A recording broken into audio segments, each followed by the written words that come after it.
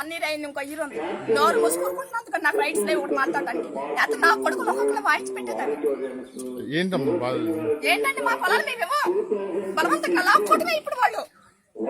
మరి వచ్చారు వెళ్ళి మీరు మాట్లాడొచ్చు కదా. ప్రయోజనం లేదండి. వాళ్ళు ఒక సిఆర్డిఐ చట్టం తీసుకొచ్చారు. కేంద్రంలో కూడా వాళ్ళ ప్రభుత్వం కాబట్టి వాళ్ళు ఇష్టం వచ్చినట్టు తీసుకొచ్చుకున్నారు.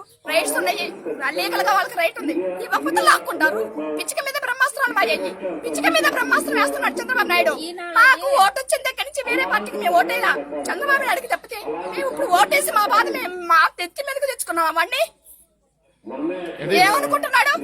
సంవత్సరానికి 3 పంటలు పండే భూమిని ఎవరండి? అన్నం తింటే జాతకాన్ని కూడా పాడు చేసుకున్న భూమి.